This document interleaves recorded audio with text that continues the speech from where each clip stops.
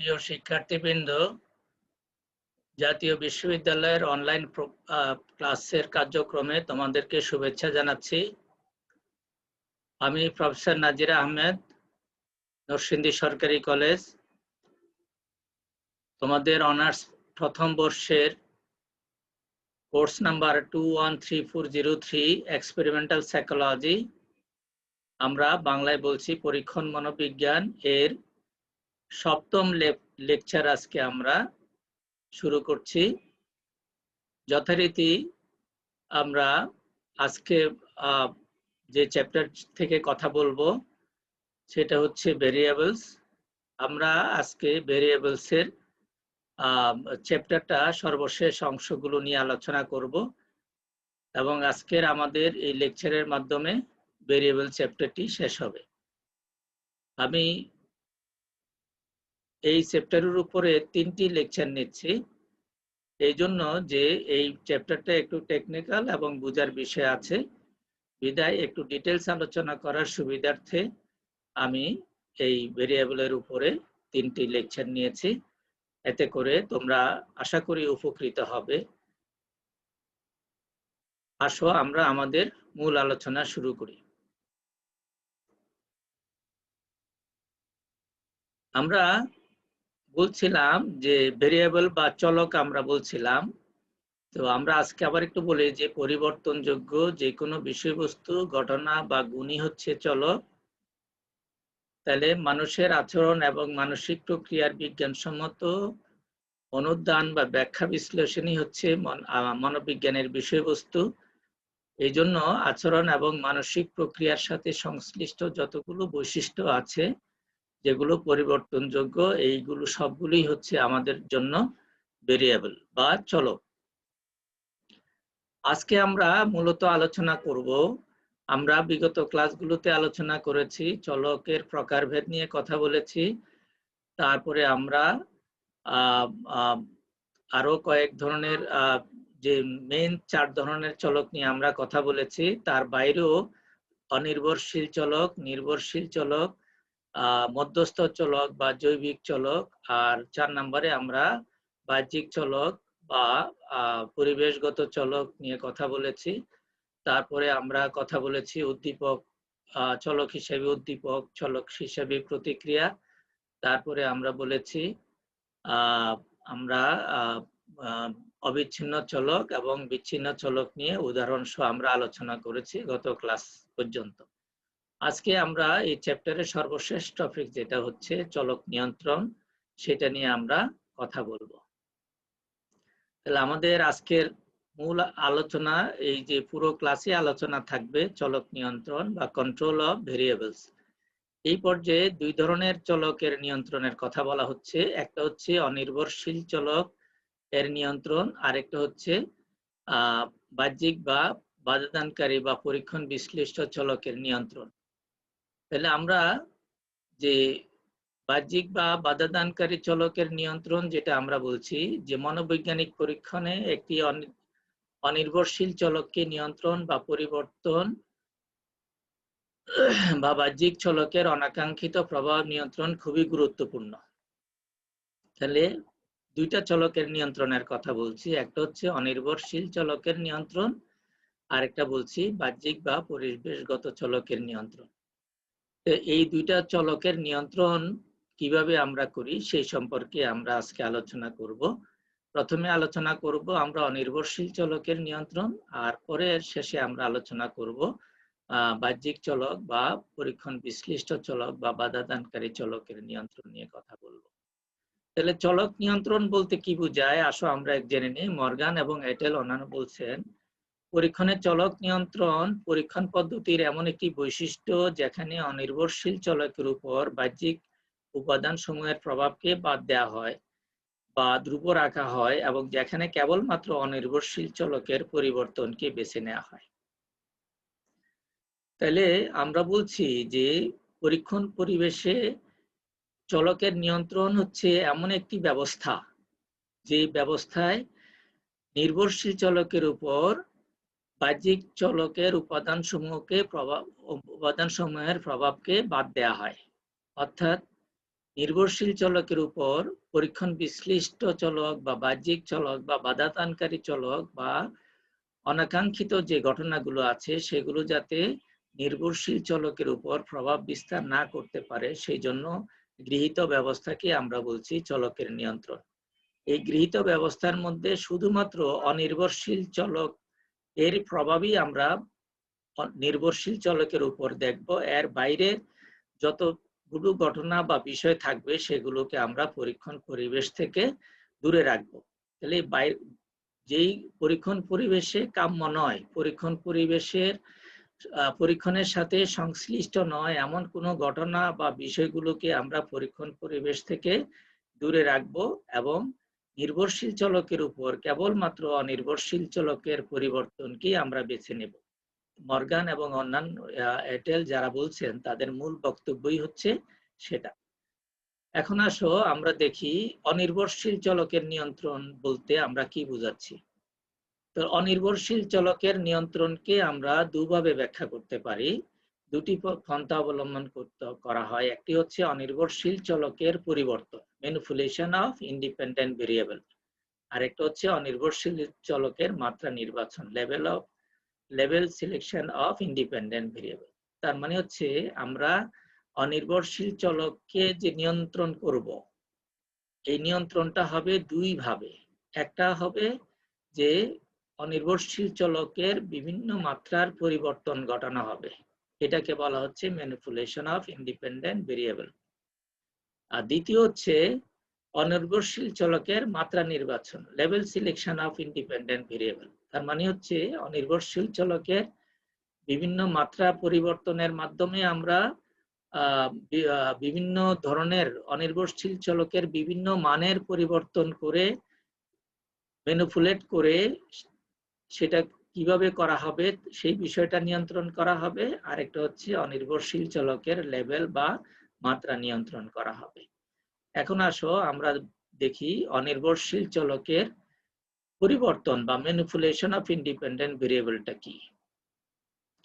তাহলে আমরা বলছি যে কোনো, এখন দেখো আমরা বলছি বৈজ্ঞানিক পরীক্ষণে, মনোবৈজ্ঞানিক পরীক্ষণে পরীক্ষক কোনো একটি অনির্ভরশীল চলকের বিভিন্ন মাত্রাকে বিভিন্নভাবে পরিবর্তন করে পরীক্ষার আচরণের উপর তার প্রভাব যাচাই করে। অনির্ভরশীল চলকের মাত্রা নির্বাচন এবং তার প্রয়োগ কৌশল নির্ধারণে পরীক্ষক স্বাধীন। তার মানে হচ্ছে পরীক্ষণ, আমরা যে পরীক্ষণ মনোবিজ্ঞানের যে শুরুতেই বলছিলাম, পরীক্ষণের একটা সংজ্ঞা বলেছিলাম, নিয়ন্ত্রিত পরিবেশে নির্ভরশীল চলকের উপর অনির্ভরশীল চলকের প্রভাব যাচাই করাকে আমরা বলেছিলাম পরীক্ষণ। তাহলে অনির্ভরশীল চলকের ম্যানিপুলেশন বা পরিবর্তনটা কি হবে, যে মনোবৈজ্ঞানিক পরীক্ষণে কি করেন, পরীক্ষক কোনো একটি অনির্ভরশীল চলকের বিভিন্ন মাত্রাকে বিভিন্নভাবে পরিবর্তন করেন করে পরীক্ষার আচরণের উপর তার প্রভাব যাচাই করেন। আর এই অনির্ভরশীল চলকের যে মাত্রাগুলো তিনি নির্বাচন করবেন এবং এই মাত্রা নির্বাচনের ক্ষেত্রে এবং কিভাবে তিনি নির্ভরশীল চলকের উপর সেগুলো প্রয়োগ করবেন, এই ব্যাপারে পরীক্ষক নিজে কমপ্লিটলি স্বাধীন। অর্থাৎ পরীক্ষক স্বাধীনভাবে তার ইচ্ছা মতন, তার প্রয়োজন মতন এই অনির্ভরশীল চলকটাকে বিভিন্নভাবে পরিবর্তন করতে পারেন। এই বিভিন্নভাবে পরিবর্তন করাটা হচ্ছে অনির্ভরশীল চলক নিয়ন্ত্রণের একটি ব্যবস্থা। তাহলে আমরা একটা উদাহরণ দিয়ে এই বিষয়টাকে একটু ক্লিয়ার করে আসো। আমরা একটা উদাহরণ দিই, শিক্ষণের উপর বলবর্ধকের প্রভাব। এই উদাহরণটা আমরা আগের আলোচনা তো বিভিন্ন পর্যায়ে এসেছে, যেটাকে খুব ইম্পর্টেন্ট একটা উদাহরণ, যেটা বোঝানো তোমাদের জন্য সহজ। আর একটু বলে রাখি যে সাধারণ মনোবিজ্ঞান যে স্যার পড়াবেন, ওখানে শিক্ষণ যে চ্যাপ্টার আছে সেখানেও তোমরা দেখবা যে বলবর্ধক একটা উপাদান যেটা কিনা শিক্ষণকে প্রভাবিত করে থাকে।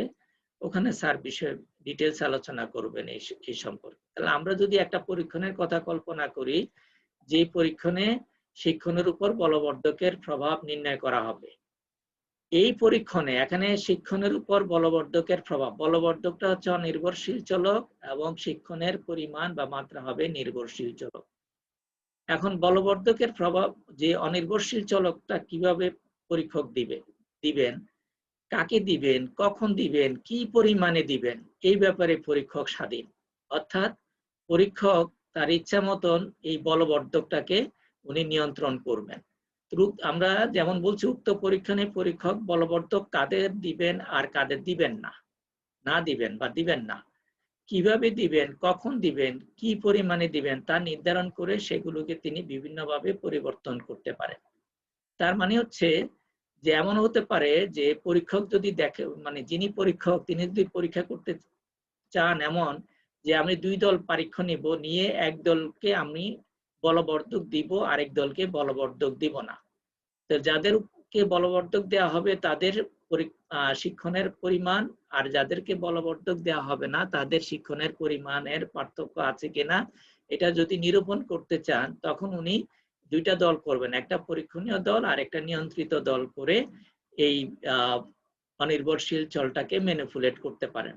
এই বিষয়টা আমরা সামনে আলোচনায় আরো ডিটেলস করব। কিভাবে দিবেন, এটা কি কন্টিনিউয়াস দিবেন না থেমে থেমে দিবেন, কখন দিবেন, এটা পরীক্ষণের শুরুতে দিবেন, মাঝে দিবেন না শেষে দিবেন, কি পরিমাণে দিবেন, কম দিবেন না বেশি দিবেন, এইগুলো সবকিছু মাত্রা নির্ধারণ করার ক্ষেত্রে পরীক্ষক স্বাধীন। তার মানে অনির্ভরশীল চলকের ম্যানিপুলেশন বলতে আমরা এটাকেই বোঝাচ্ছি, পরিবর্তন, যে পরীক্ষক অনির্ভরশীল চলটাকে তার খুশি মতন নির্ভরশীল চলকের উপর প্রয়োগ করার ক্ষেত্রে তিনি স্বাধীন। তারপরে আসো আমরা পড়ি যে অনির্ভরশীল চলকের মাত্রা সিলেকশন, যেটা আমরা বলছি মাত্রা যখন কোনো পরীক্ষক ইচ্ছা অনুযায়ী কোনো চলক বা উদ্দীপক পরিবর্তন করতে পারেন না, অর্থাৎ একটা অনির্ভরশীল চলক উনি ঠিক করবেন, কিন্তু এই অনির্ভরশীল চলকটাকে উনি নিজের ইচ্ছা মতন পরিবর্তন করতে পারবেন না, ওই পরিস্থিতিতে পরীক্ষক অনির্ভরশীল চলকের একটি নির্দিষ্ট মাত্রাকে নির্বাচন করেন। এটাকে আমরা বলছি অনির্ভরশীল চলকের নির্বাচন।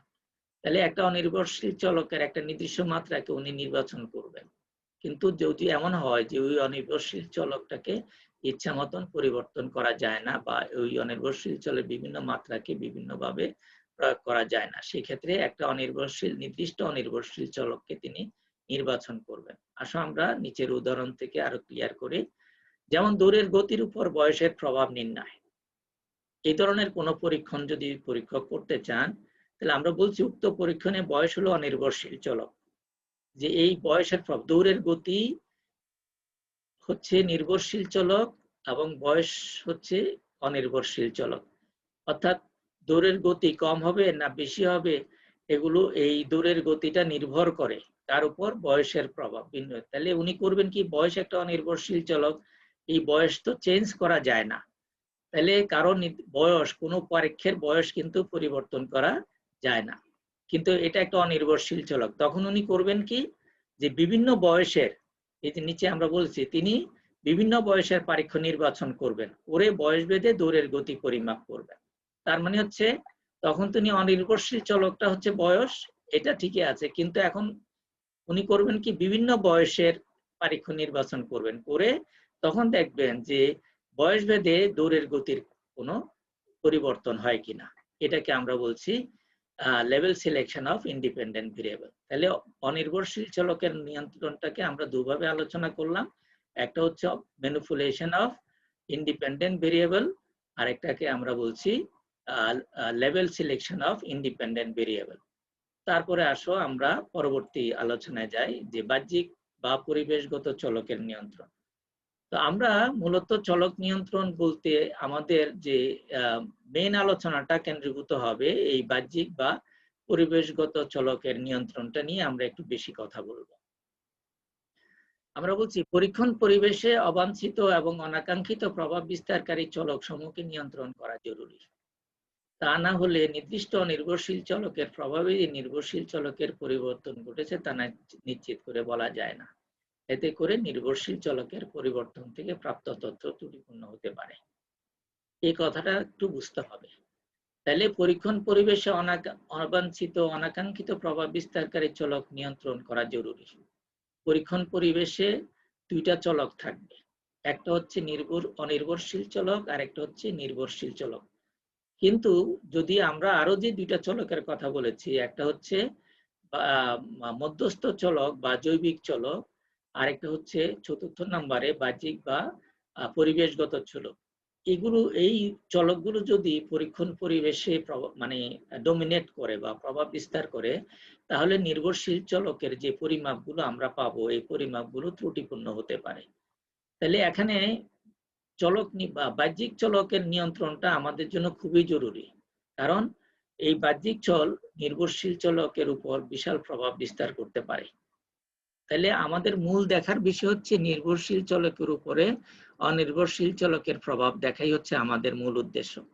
কিন্তু যদি ওই পরীক্ষণ পরিবেশে যদি বাহ্যিক চলকও যদি বা পরিবেশগত চলকও যদি প্রভাব বিস্তার করে নির্ভরশীল চলকের উপর, তাহলে যে নির্দিষ্ট অনির্ভরশীল চলকের জন্যই যে নির্ভরশীল চলকের পরিবর্তন হয়েছে, এই বিষয়টা নিশ্চিত করে বলা যাবে না। আরেকটা ঘটনার সমস্যা হবে, সেটা হলো এতে করে যদি বাহ্যিক চলক যথেষ্টভাবে বা যখন তখন যেন তেন ভাবে যদি বাহ্যিক চলক অনির্ভরশীল চলকের উপর প্রভাব বিস্তার করে, তাহলে নির্ভরশীল চলকের উপর প্রভাব বিস্তার করে, তাহলে নির্ভরশীল চলকের যে পরিমাপগুলো আমরা পাবো, সেই পরিমাপগুলো আমরা সত্যিকার পরিমাপ পাবো না। তখন এই প্রাপ্ত তথ্য বা উপাত্তগুলো হবে এরোনিয়াস বা ত্রুটিপূর্ণ।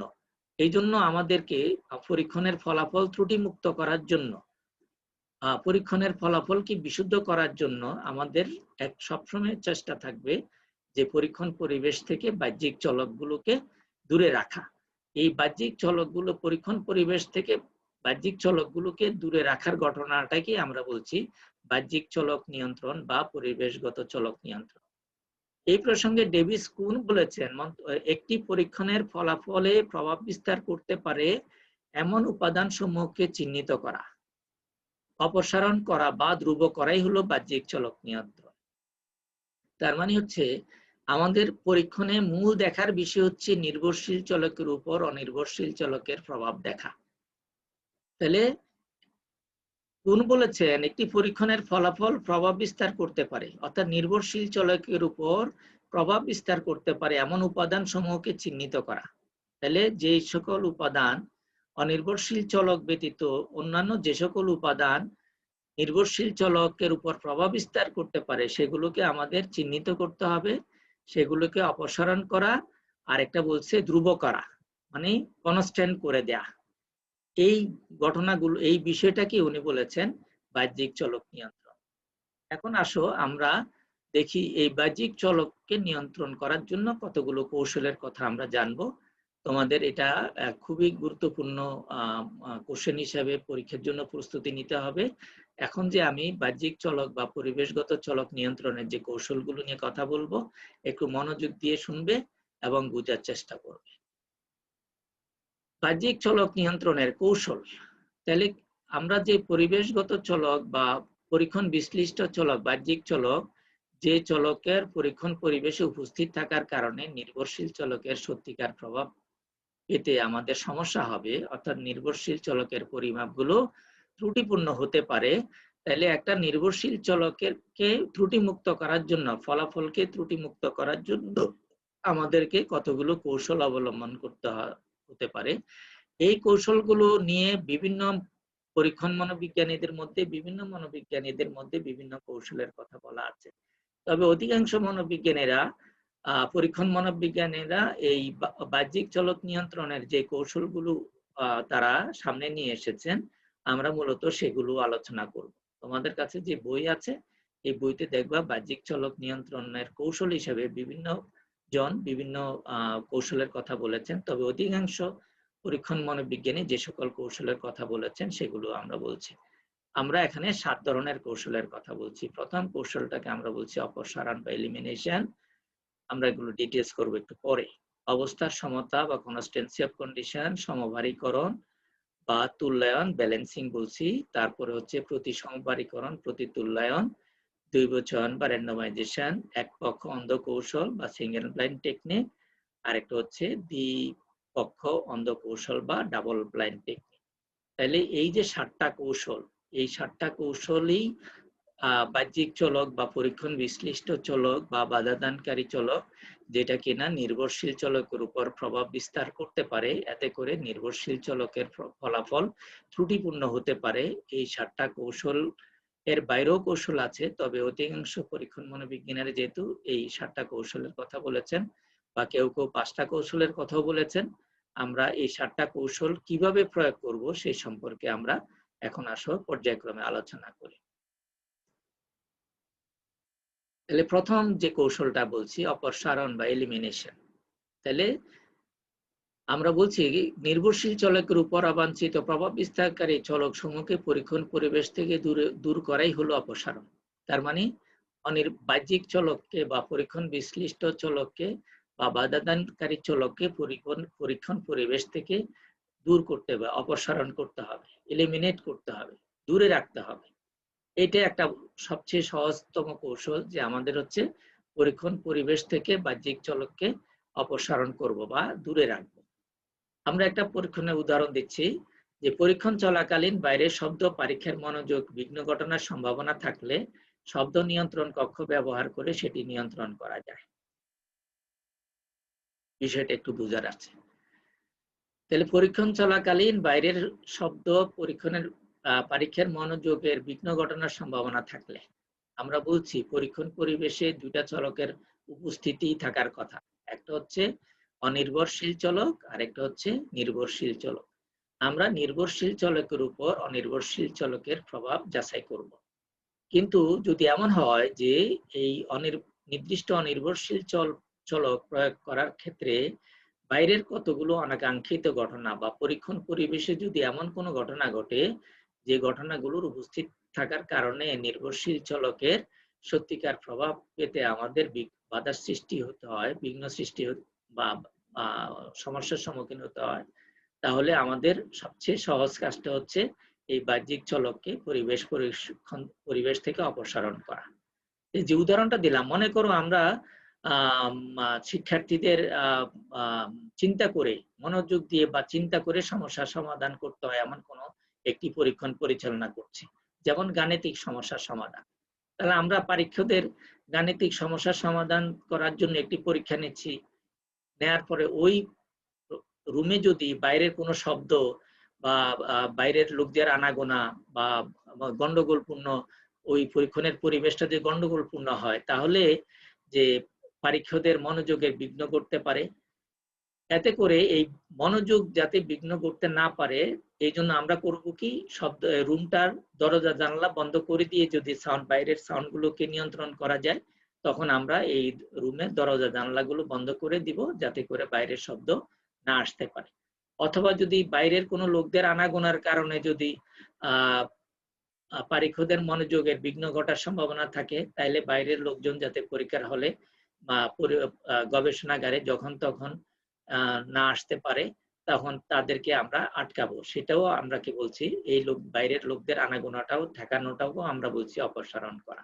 তাহলে আমাদের যদি অপসারণ এমন একটা কৌশল, এই কৌশলটা শুধুমাত্র এই জাতীয় পরীক্ষণ, যখন কোনো বাইরের অনাকাঙ্ক্ষিত শব্দ বা বাইরের কোনো লোকদের আনাগোনা, এই জাতীয় বিষয়গুলো বাহ্যিক চলক হিসেবে গণ্য হয়, এগুলো যদি পরীক্ষণ পরিবেশে থাকলে পরীক্ষকদের মনোযোগের ক্ষেত্রে বিঘ্ন সৃষ্টি করতে পারে, তখন আমাদের কাজ হচ্ছে এই একটা শব্দ নিয়ন্ত্রণ কক্ষ ব্যবহার করে, সাউন্ড প্রুফ রুম ব্যবহার করলে এই বাইরের শব্দগুলো তাহলে নিয়ন্ত্রণ করা যাবে, যাতে বাইরের গোলযোগপূর্ণ শব্দ যাতে না আসতে পারে। প্রসঙ্গক্রমে তোমাদের বলে রাখি, সেটা হচ্ছে এই যে কৌশলগুলোর কথা আমরা বলবো, সকল পরীক্ষণেই 7টা কৌশল ব্যবহার হবে এমন কোনো কথা নাই।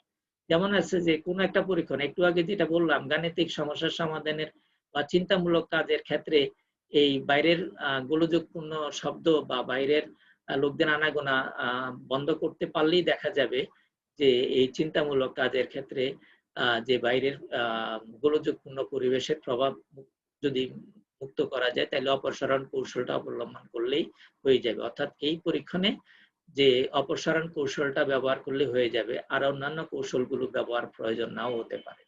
এমন হতে পারে কোনো কোনো পরীক্ষণে একাধিক বাহ্যিক চল নিয়ন্ত্রণের কৌশল অ্যাপ্লাই করতে হতে পারে।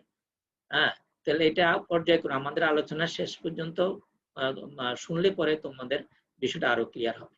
দ্বিতীয় যে কৌশলটা আছে অবস্থার সমতা, কনস্ট্যান্সি অফ কন্ডিশন। তার মানে অনির্ভরশীল চলক প্রয়োগ করার সময় সকল পরীক্ষার বেলায় পরীক্ষণ পরিস্থিতি একই রাখা হলো অবস্থার সমতা। তার মানে হচ্ছে যাদের নিয়ে আমরা পরীক্ষণ পরিচালনা করব সাবজেক্ট, এই সকল সাবজেক্টের ক্ষেত্রে পরীক্ষণের পরিস্থিতি সমান রাখতে হবে, একই ধরনের রাখতে হবে, হোমোজেনিয়াস রাখতে হবে। এই জন্য বলছি কনস্ট্যান্সি অফ কন্ডিশন। পরীক্ষাগারের পরিবেশ সবার জন্য সমান করে দিতে হবে। যেমন বলছি পরীক্ষণে সকল পরীক্ষার জন্য নির্দেশনা, সময়, পরীক্ষাগারের পরিবেশ একই রাখা।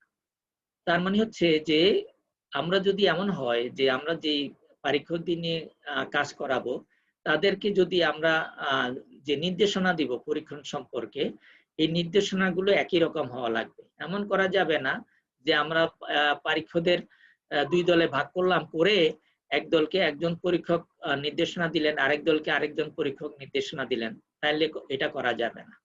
অর্থাৎ দুই দল পরীক্ষা নিয়ে যদি আমাদের কাজ করতে হয় তাহলে দুই দল পরীক্ষারই পরীক্ষণ পরিচালনাকারী বা পরীক্ষক একজন হবেন এবং দুই দলের জন্যই নির্দেশনা একই রকম হবে।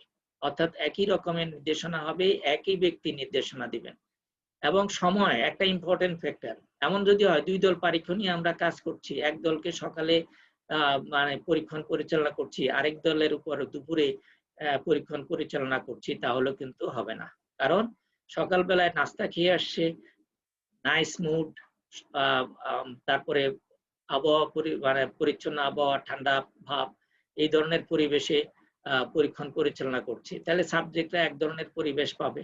দুপুরে যখন মানুষের মানে ক্ষুধা পেটে, মনে করো দুপুর বেলায় গরম বেশি, তারপরে হয়তোবা তাপমাত্রা বেড়ে যায়, এমন সময় যদি আরেক দলকে পরীক্ষণ পরিচালনা করি, এতে করে যদি আমরা দুই দলের পরীক্ষণ পরিচালনা করে দুই দলের ফলাফলের পার্থক্য আমরা পাই, তাহলে সেই ফলাফল গ্রহণযোগ্য হবে না। এই জন্য বলছে যে পরীক্ষণের দুই দলের জন্য পরীক্ষণের সময় এক করা লাগবে, দুই দলের জন্য দুই দল পরীক্ষার জন্য নির্দেশনা একই রকম রাখা লাগবে এবং পরীক্ষাগারের পরিবেশ সবার জন্য একরকম রাখা লাগবে। অর্থাৎ কারোর জন্য আলো আঁধারি, কারোর জন্য আলো বেশি, কারোর জন্য তাপমাত্রা কম বেশি, এগুলো যাতে না হয়, এই বিষয়গুলো আমাদের যথেষ্ট মনোযোগ মানে রাখতে হবে এদিকে, যাতে সকল পরীক্ষার জন্য পরীক্ষণের পরিবেশটা যাতে একই রকম হয়। এটাকে আমরা বলছি কনস্ট্যান্সি অফ কন্ডিশন। তারপরে 3 নম্বর টেকনিক বলছি সমভারীকরণ বা তুল্যায়ন, ব্যালেন্সিং। এখন বলছি কোন পরীক্ষণে যদি দুই দল পরীক্ষা নিয়ে কাজ করতে হয়, তখন সকল গুণ বা বৈশিষ্ট্যের দিক থেকে দুই দল পরীক্ষার মধ্যে সমতা বিধানকে বলা হয় সমভারীকরণ করা বা তুল্যায়ন করা। তার মানে দুই দল পরীক্ষা নিয়ে কাজ করতে হয় এমন কোন পরীক্ষণে আমাদের সকল গুণ বা বৈশিষ্ট্যের দিক থেকে দুই দল পরীক্ষাকে একরকম করা লাগবে, একই রকম হওয়া লাগবে। অর্থাৎ দুই রকম যদি দুই দল পরীক্ষার মধ্যে গুণ বা বৈশিষ্ট্যের দিক থেকে ভিন্ন হয়, তাহলে এই পরীক্ষার গুণ বা বৈশিষ্ট্যের ভিন্নতার কারণেও কিন্তু ফলাফলের বা নির্ভরশীল চলক প্রভাবিত হতে পারে। এই জন্য বলছি সমভারীকরণ করা। দুই দল পরীক্ষা যখন নিয়ে আমরা পরীক্ষণ পরিচালনা করব, তাহলে সকল গুণ বা বৈশিষ্ট্যের দিক থেকে দুই দল পরীক্ষাকে একরকম করতে হবে, তখন সেটাকে আমরা বলছি সমভারীকরণ করা।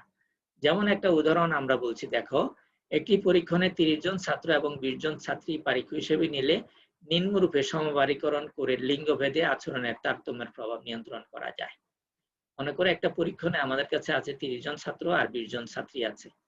আমরা যদি এই পরীক্ষণে কি হতে পারে, এই যে তাহলে ছাত্রের সংখ্যা 30 জন, ছাত্রীর সংখ্যা 20 জন, 10 জন কম আছে। তখন আমরা যদি এমন করি এক দলে 20 জন ছাত্র আর 10 জন, আরেক দলে 10 জন ছাত্র 20 জন ছাত্রী নেই, আর এক দলে 20 জন ছাত্র নেই, তাহলে কিন্তু দল দুইটা সমান হবে না।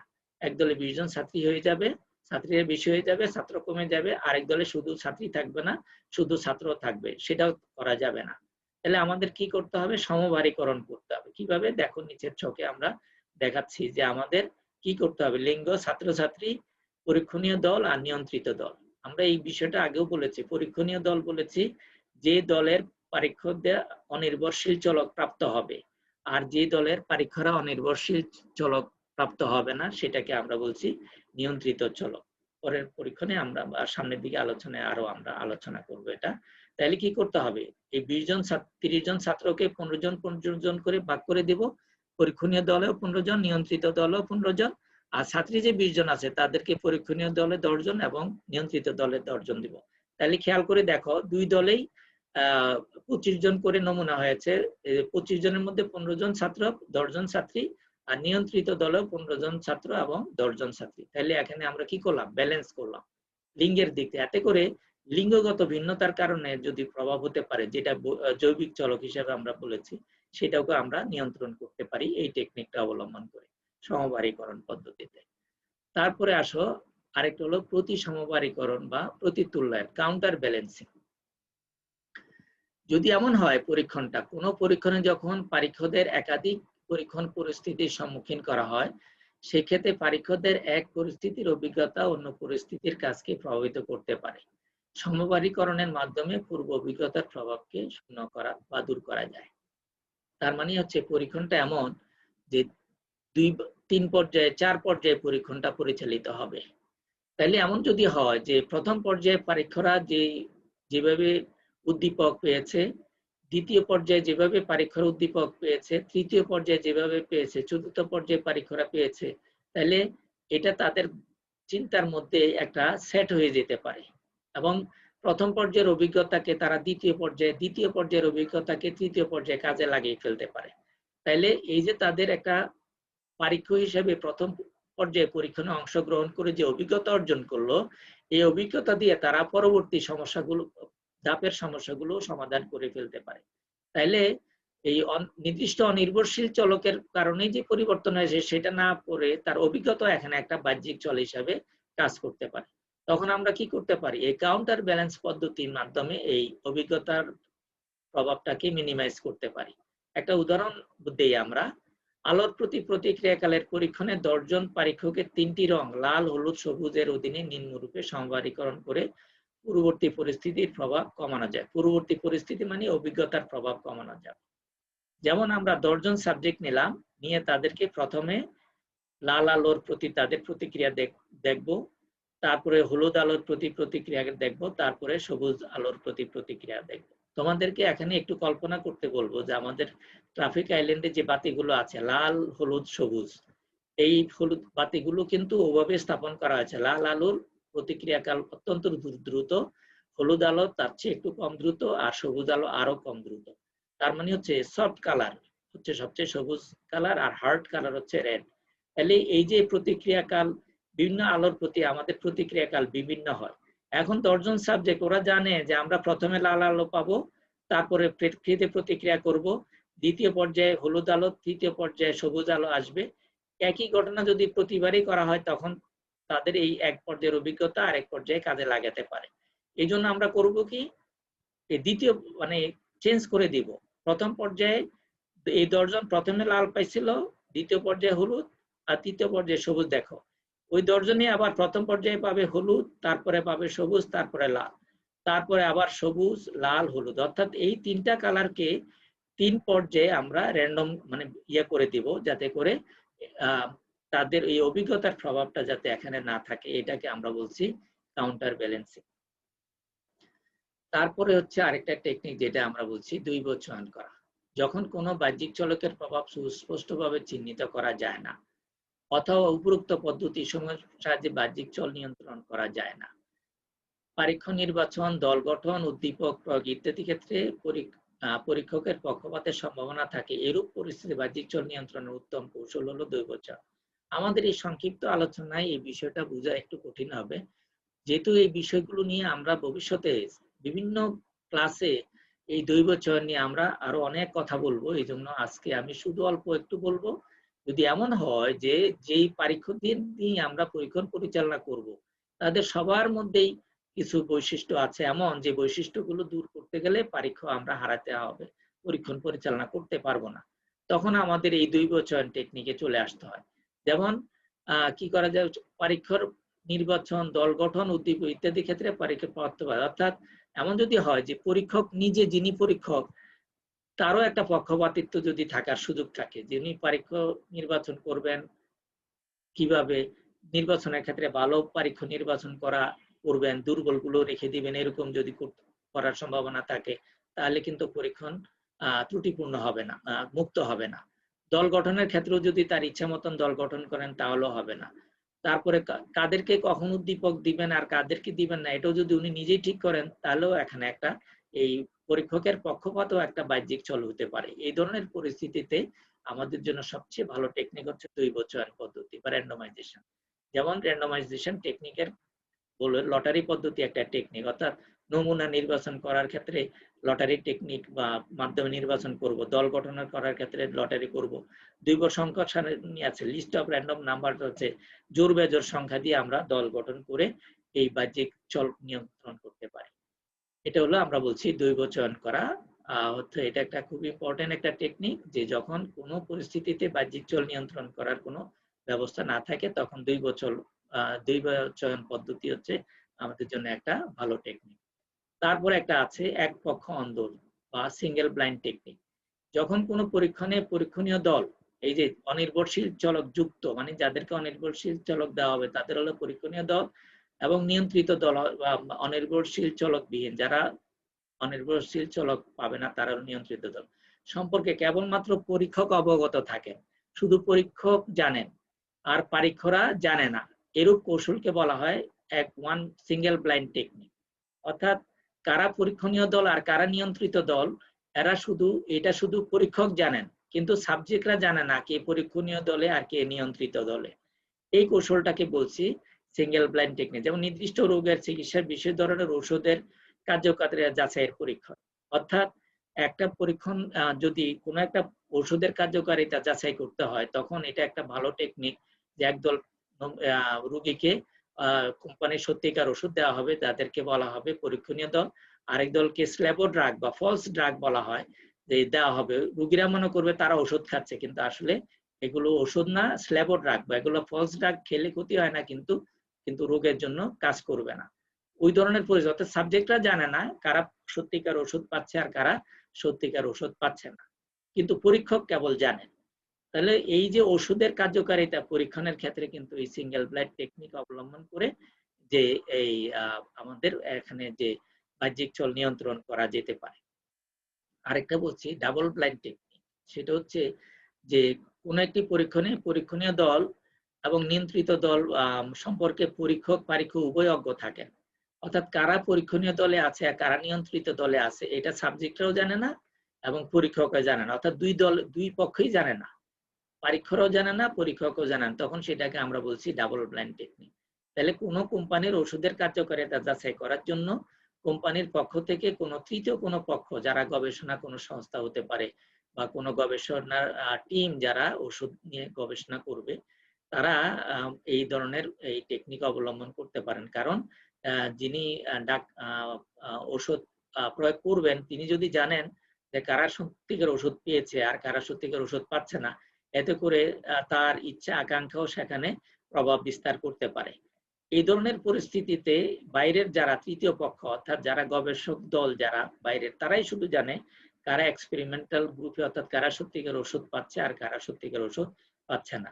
এতে করে যে ওষুধের কার্যকারিতা যাচাইয়ের ক্ষেত্রে ডাবল ব্লাইন্ড টেকনিক একটা ভালো টেকনিক হিসেবে গণ্য হতে পারে। তার মানে হচ্ছে খেয়াল করে দেখো, আমরা বলছি বাহ্যিক চলক বা পরীক্ষণ বিশ্লিষ্ট চলক হচ্ছে এমন চলক যে চলকগুলোর উপস্থিত থাকার কারণে নির্ভরশীল চলকের উপর অনির্ভরশীল চলকের সত্যিকার প্রভাব আমরা পাই না। এই ধরনের ক্ষেত্রে আমাদের চলক নিয়ন্ত্রণে যে বিভিন্ন কৌশল অবলম্বন করতে হয়, আমরা এই কৌশলগুলো নিয়ে কথা বললাম। তাহলে আমরা আজকের আলোচনা করেছি, আমরা মূলত চলক নিয়ন্ত্রণ নিয়ে কথা বলেছি। এই চলক নিয়ন্ত্রণের ক্ষেত্রে আমরা প্রথমে বলেছি অনির্ভরশীল চলকের পরিবর্তন এবং মাত্রা নির্বাচন। তারপরে আমরা বলেছি বাহ্যিক চলকের নিয়ন্ত্রণ এবং তার কৌশলগুলো নিয়ে আমরা কথা বলেছি এবং প্রত্যেকটা সম্পর্কে একটা ধারণা দিয়েছি। এখন আসো আমাদের এই কি কি সংক্ষিপ্ত প্রশ্ন হতে পারে এই প্রশ্ন এবং আমাদের ব্রড প্রশ্ন হতে পারে বিভিন্ন চলক ব্যাখ্যা করা এবং বাহ্যিক চলক নিয়ন্ত্রণের কৌশল আলোচনা করে, এটা একটা ভালো কোশ্চেন হিসেবে আসতে পারে গ বিভাগে। তারপরে এই চ্যাপ্টারের অর্থাৎ ভেরিয়েবল পড়ার জন্য তোমাদের যে বইগুলো ফলো করতে পারো এই বইগুলো দেখতে পারো। আশা করি আজকের আলোচনা থেকে মাধ্যমে আমরা চলক সম্পর্কে যে আলোচনা করলাম 3টি ক্লাস, এতে করে তোমরা আশা করি তোমরা বুঝতে পেরেছো। তারপরেও বই পড়তে হবে এবং বারবার পড়তে হবে। কারো যদি বুঝতে অসুবিধা হয় বারবার বই পড়লে আশা করি তোমাদের ক্লিয়ার হয়ে যাবে। আর আমাদের এই ভিডিও লেকচার গুলো যদি বারবার শোনো তাহলে তোমাদের অস্পষ্টতা দূর হতে পারে। তো সবাই ভালো থাকো, সুস্থ থাকো এই কামনা করে পরবর্তী ক্লাসের জন্য আমন্ত্রণ জানিয়ে আজকে আমরা শেষ করছি। আল্লাহ হাফেজ।